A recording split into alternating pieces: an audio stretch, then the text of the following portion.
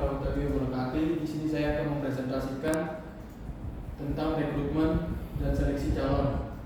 Nama saya Benjamin Situmorang, NPM saya 211032529. Yang pertama, rekrutmen dan seleksi calon A. Kriteria seleksi yang pertama, kompetensi calon A memiliki kemampuan teknis yang cukup baik dalam bidangnya, serta keterampilan dalam analisis dan pemecahan masalah. Yang kedua, karakter dan sikap memiliki sikap positif dan berorientasi pada hasil dalam wawancara.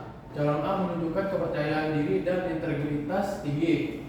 Yang ketiga, komunikasi. Calon A memiliki kemampuan komunikasi yang baik, mampu berinteraksi dengan berbagai level di organisasi, serta dapat menjelaskan ide dengan jelas dan persuasif.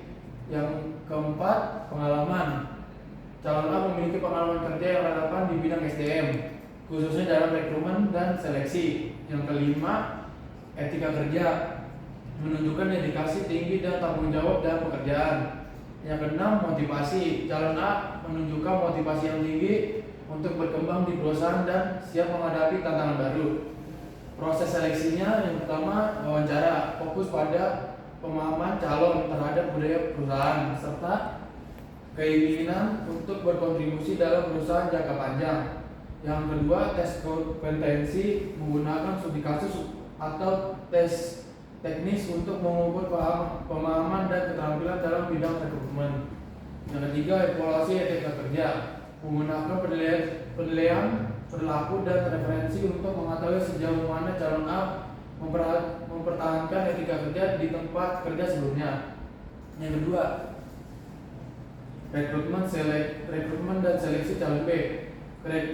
Kriteria seleksi identitas diri dan kepribadian. Calon B memiliki kepribadian yang terbuka, mampu beradaptasi dengan cepat dalam lingkungan baru, mampu bekerja baik secara individu maupun dalam tim.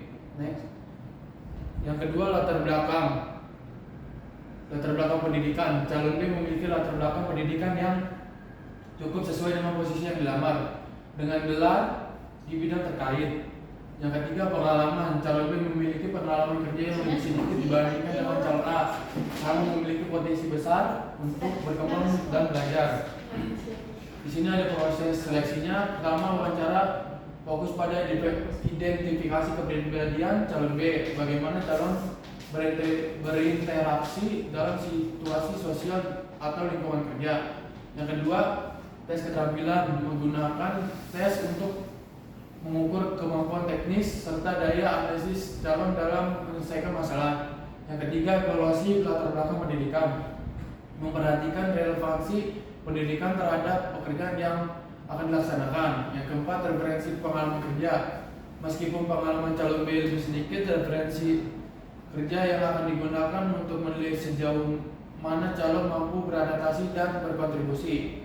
Di sini ada kesimpulan dari dua calon yang ada, masing-masing memiliki kelebihan dan kekurangan. Calon A lebih unggul dalam hal pengalaman, kompetensi, dan motivasi. Proses seleksi untuk calon ini lebih menekankan pada uji kompetensi dan evaluasi dan etika kerja. Calon B lebih unggul dalam kepribadian dan memiliki potensi untuk berkembang. Proses seleksi untuk calon ini lebih berfokus pada pengujian keterampilan dasar dan evaluasi latar belakang pendidikan. Sekian